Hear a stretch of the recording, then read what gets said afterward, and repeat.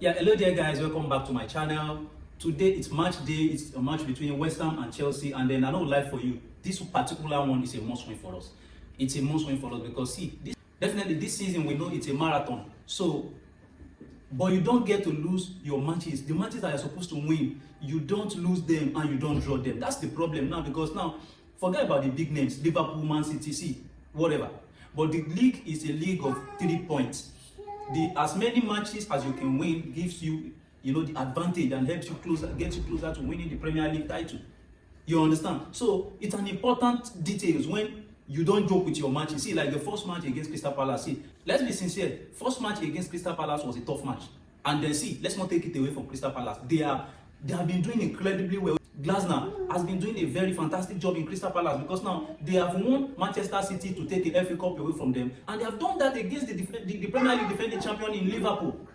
You understand? They have done that. So it's a very nice squad and teams that Crystal Palace have, and then unfortunately we had a draw against them. It's not the end of the world.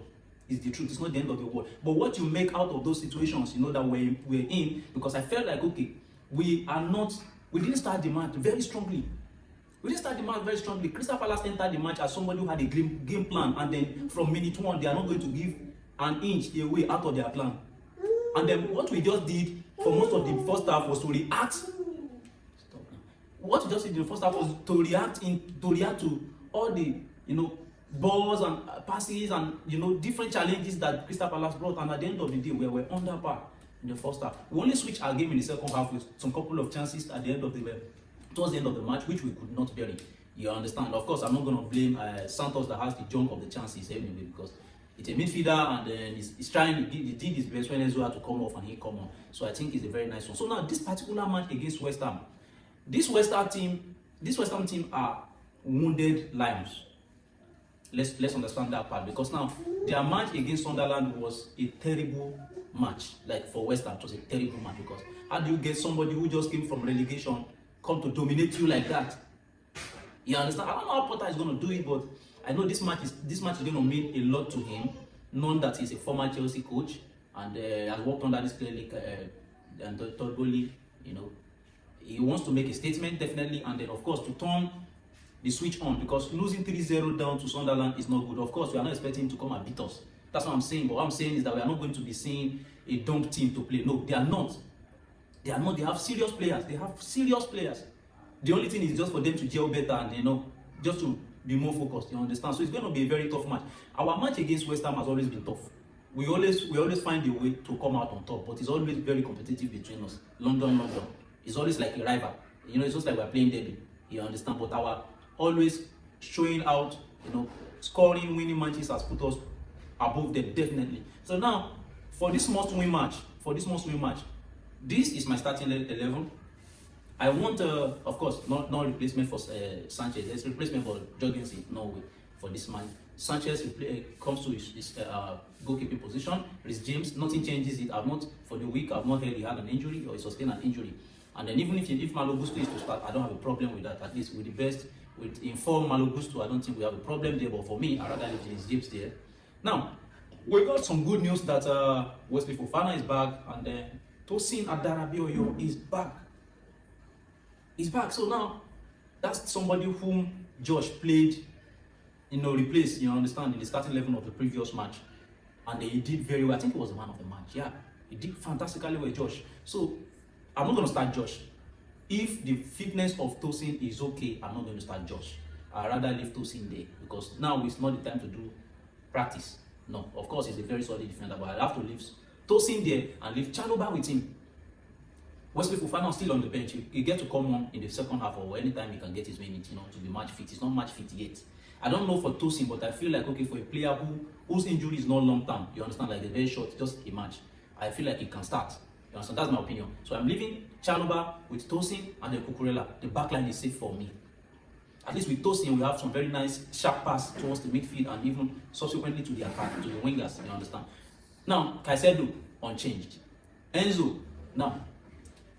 and Santos, we have a very, very good players ready for this position. And then Enzo needs to be on top of his game. If not, this Santos guy, forget the fact that he missed those chances against Crystal Palace.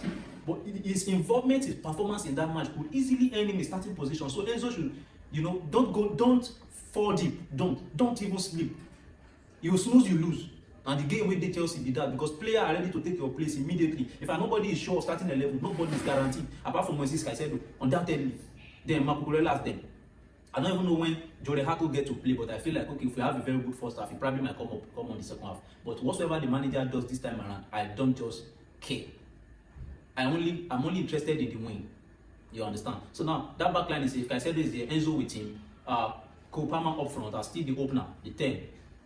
Xavi Simon is going to play with him in that position. I think that is the target. You understand? He's going to play with him, but of course, now against a team of West Ham that doesn't play free flow football, like tic-tac football, like just the way Crystal Palace does it. The only thing we are going to be up against is the intensity of whatsoever they are going to come up with. But we should have a very solid plan of how to break them down. Because if you look at West Ham is also a low block team. You understand? They sit back and they counter you, especially against a Chelsea team that they know they will have more of the ball. So I feel like that's going to happen, and then Chelsea we should be able to break them down. So with these players in the midfield, I feel like we are safe. It's the strongest midfield lineup I can come up with. And then now on the flank we have either Estevao Willian or Neto. But for me, Enzo Maresca was asked if he will be starting Estevao Willian. He said there's a possibility, there's a chance he starts Estevao Willian. Now, with the performance he had against Crystal Palace in this short time he played, I feel like he can start and then we don't have a problem. So now either Neto starts or Estevao starts, I don't have a problem with it. But in my own way, should we be starting Gittins up front at the left hand? Should we? Dropping him, will it affect his confidence level? Because for me, I probably might have Neto there, then have Estevao Willian here. Then if there's a possibility of a change, Estevao Willian can play down the wing, Neto can play down the wing, they can bring in Gittins. So for me, I'll put in Estevao Willian here according to what Maresca said. There's a chance of Estevao Willian starting. I put Estevao Willian at the right flank. I put Neto at the number 7 position. That's where Gittins plays the last match. Then Gittins come from the bench. Then Joao Pedro up front.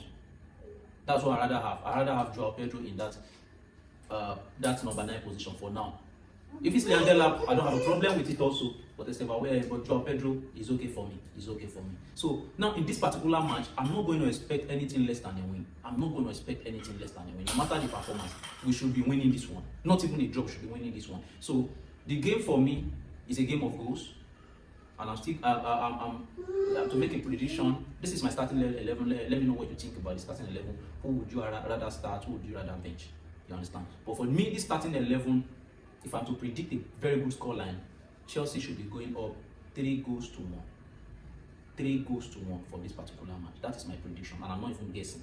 That's exactly what my gut is telling me. If we show up like this, 3-1. Estevao starting, Neto up front, Joao Pedro in the mid at the number 9 position, Cole Palmer playing the 10 role, Enzo and Caicedo sorting out the midfield position, and then our backline is safe with Cucurella and the rest of them. I think we are good with 3-1. We should be winning this match. 3-1.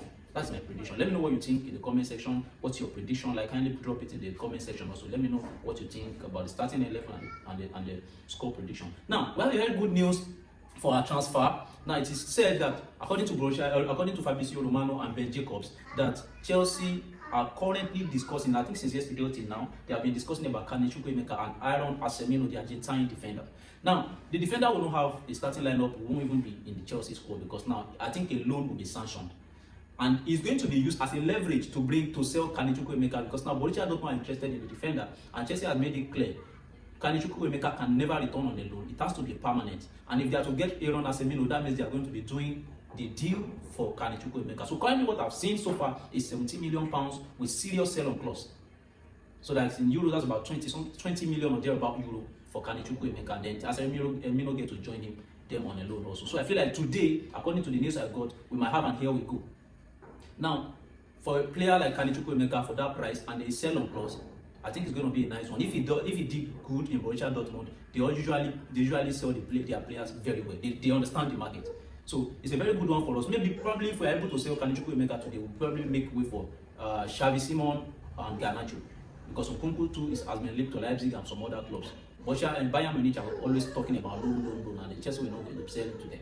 So let's see what happens today concerning the news, and then concerning the starting lineup. As I've said, let me have your reaction, and concerning this transfer rumor, let me have your reaction. And then today there's going to be watch along by 5. So join me around 4:30 to start the watch along. We are going to be our match reaction concerning the West Ham and Chelsea is going to be live. So kindly join us, subscribe to all our social media channels, Instagram, Facebook, TikTok. All you can just click Albert Football Podcast, but only the Albert Football Podcast on all.